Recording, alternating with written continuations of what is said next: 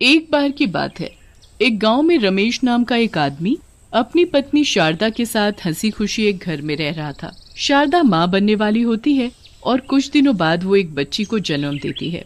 शारदा की बेटी बिल्कुल काली पैदा होती है, पर शारदा और रमेश फिर भी उसे बहुत प्यार करते हैं और उसका नाम मुस्कान रखते हैं।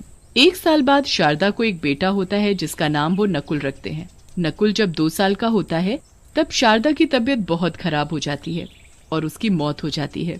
अब कैलाश बेचारा अकेले ही दोनों बच्चों को पालने लगता है। धीरे धीरे समय बीतता है और मुस्कान 5 साल की हो जाती है। मैंने तुम्हारा और नकुल का स्कूल में एडमिशन करवा दिया है।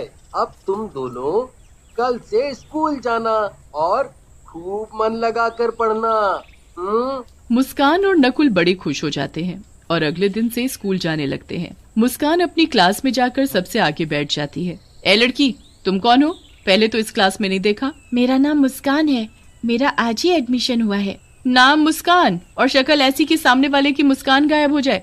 चलो जाओ और सबसे पीछे जाकर बैठ जाओ।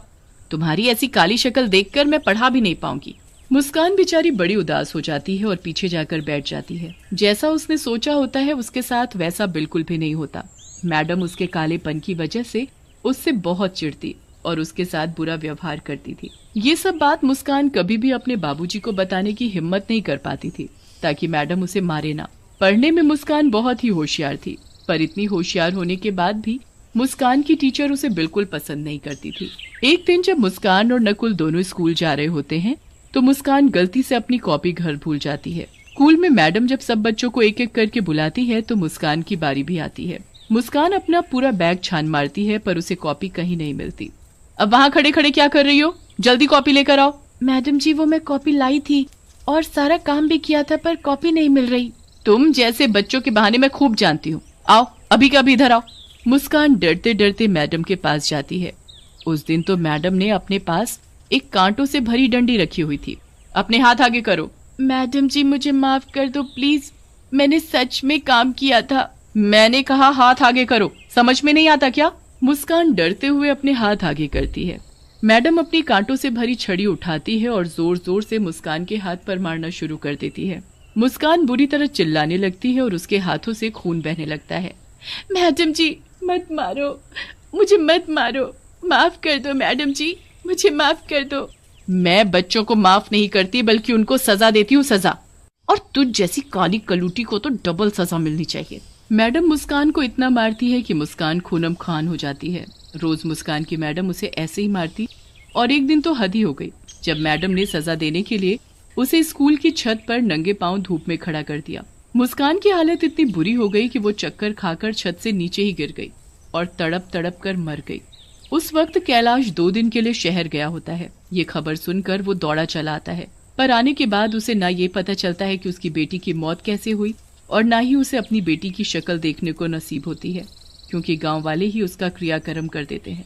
कैलाश को मुस्कान की मौत का बहुत दुख होता है और वो उसके लिए बहुत रोता है। कुछ दिन बाद वो नकुल को स्कूल छोड़ने जाता है। वो नकुल को छोड़कर जा ही रहा होता है कि उसे स्कूल की छत के किनारे एक भयानक शक्ल की काली सी चुड़ैल बच्ची दिखती है। कैलाश जल्दी से भागकर पास जाकर देखता है तो वहाँ कोई भी नहीं होता। अभी तो यहाँ कोई था, कोई भयानक शक्ल जैसी काली चुड़ैल जैसी बच्ची कहाँ गई वो अचानक? कैलाश वहाँ से वापस जाने लगता है तो वो काली चुड़ैल बच्ची फिर से आ जाती है। मैं वापस आ गई हूँ, एक एक से मैं बदला लूंगी, किसी को नहीं छोड़ूंगी। सब बच्चे क्लास में पढ़ रहे होते हैं। हमेशा की तरह मैडम बच्चों को मार रही होती है। तभी वो काली चुड़ैल बच्ची खिड़की के पास आकर खड़ी हो जाती है और उस मैडम को घूर घूर कर देखने लगती है। उसके बाद वो टेबल पर पड़ी कांटों वाली छड़ी को देखकर घूरने लगती है। छड़ी अचानक हवा में उड़ने लगती है। सब बच्चे और मैडम हवा में उड़ती छड़ी को देखकर हैरान हो जाते हैं। उसके बाद वो एक इशारा करती है और छड़ी मैडम को मारना शुरू कर देती है। मैडम जोर जोर से चिल्लाने लगती है और वो काली चुड़ैल बच्ची बहुत खुश होती है। अब आया ना मजा, अब पता चलेगा कि कैसे दर्द होता है। हाय हाय, मैं मर गई, कोई मुझे बचाओ, ये क्या हो रहा है? कौन है यहाँ? कौन कर रहा है ये सब? यहाँ कोई भूत तो नहीं? हे भगवान, मुझे बचाओ। बच्चे तो बड़े खुश होते हैं और मैडम वहाँ से भाग जाती है। अब दिन के वक्त वो मैडम लंच कर रही होती है। जब मैं खाना खाती थी तो मुझे खाने भी नहीं देती थी ना, आज मैं तुझे खिलाती हूँ पेट भर कर खाना। काली चुड़ैल बच्ची अपना हाथ गोल गोल घुमाती है और सारा खाना हवा में गोल गोल घूमने लगता है। अरे अरे ये क्या हो रहा है? ये कैसे हो सकता है? यहाँ पक्का कोई भूत है।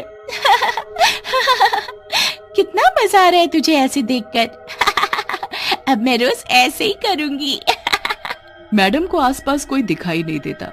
वो खुद को बचाने की कोशिश करती है पर मैडम के हाथ पैर नहीं हिल रहे होते। पूरा दिन वो काली चुड़ैल उस मैडम को ऐसे ही परेशान करती है। अब रात हो जाती है और मैडम अपने घर आराम से सो रही होती है। तभी वहाँ चुड़ैल बच्ची आती है और बेड के पास जाकर खड़ी हो जाती है। मेरे रंग की वजह से मेरे साथ इतना बुरा बर्ताव किया, अब मैं बताऊंगी कि कोई ऐसा करे तो कैसा लगता है। चुड़ैल बच्ची अपना हाथ मैडम के मुंह के आगे गोल गोल घुमाती है और मैडम का रंग सुर्ख काला पड़ जाता है। चुड़ैल बच्ची ये देख बड़ी खुश होती है। अब देखना अपनी शक्ल, तब पता चलेगा मुझे कैसा लगता था। अब महसूस करना मेरी तकलीफ। अगली सुबह जब मैडम शीशे में खुद को देखती है तो उसके होश ही उड़ जाते हैं। वो जोर जोर से चिल्लाने लगती है, ये क्या हो गया? मैं काली कैसे हो गई? मैडम रगड़ रगड़ कर अपना मुंह धोती है पर उसका रंग वैसे का वैसा ही रहता है। उसे बिल्कुल समझ नहीं आ रहा होता कि रातों रात उसका रंग काला कैसे पड़ गया। वो जैसे तैसे अपने मुंह पर ढेर सारा पाउडर लेकर स्कूल जाती है ताकि उसका काला रंग छुप सके। पर जैसे ही स्कूल पहुंचती है तो चुड़ैल काली बच्ची उसका पहले से ही वहाँ इंतजार कर रही होती है। कब तक अपने इस रंग को छिपाएगी? इसे तो मैं अभी सबके सामने ला देती हूँ। चुड़ैल बच्ची अपने जादू से बारिश शुरू कर देती है और मैडम का सारा मुंह धुल जाता है। मैडम को ऐसे देख सब बच्चे उन पर हंसने लगते हैं। मैडम जल्दी से छुपते छुपाते क्लास में जाती है और किताब को मुंह के आगे रखकर पढ़ाने लगती है ताकि उसे कोई देख न सके। चुड़ैल बच्ची वहाँ भी आ जाती है और जादू से मैडम के हाथ की किताब उड़ाकर गिरा देती है। बच्चे मैडम को देख बहुत तेज हंसने लगते हैं। क्यों हंस रहे हो? तुम्हें उससे क्या? काली हूँ तो क्या किसी के कालेपन का मजाक उड़ाना चाहिए? चुपचाप बैठकर पढ़ाई करो। मैडम क्लास से बाहर जाने लगती है कि तभी पीछे से एक बच्चा बोलता है, जब खुद मुस्कान के कालेपन का मजाक उड़ाती थी तब ये बात नहीं पता थी क्या मैडम को? मैडम उस बच्चे की ये बात सुन लेती है पर चुपचाप वहाँ से चली जाती है और अकेले जाकर बैठ जाती है। वो बच्चा बोल तो सही रहा है, मैंने उस मुस्कान के साथ कितना बुरा किया क्योंकि वो बस काली थी इसलिए। मैडम यहाँ बैठकर अफसोस कर रही होती है और उधर कैलाश छुट्टी होने पर नकुल को स्कूल से लेने आता है। कैलाश को फिर से वही काली चुड़ैल बच्ची छत पर खड़ी दिखती है। आखिर ये चक्कर क्या है? मुझे जाकर देखना चाहिए। वो लड़की कोई और नहीं मुस्कान थी और वो मुझे बार बार इसीलिए यहाँ दिखती थी ताकि मैं यहाँ आकर ये सब देख सकूं। उसके साथ जरूर कुछ गलत हुआ था। तुम चुड़ैल नहीं, मेरी बेटी हो, है ना? तुम मुस्कान हो ना? हाँ पापा। मुस्कान सब कुछ अपने पिताजी को बताती है।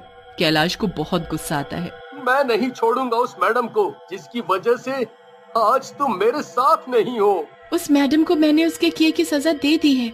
अब वो भी जिंदगी भर काले रंग के साथ जिएगी और वैसे भी उसे अपने किए पर पछतावा है। मैं तो बस आपको ये बताना चाहती थी कि मेरी मौत कोई हादसा नहीं थी, मुझे मजबूर किया गया था। कैलाश उसी वक्त मैडम के पास जाता है पर वो मैडम उसे कहीं नहीं मिलती।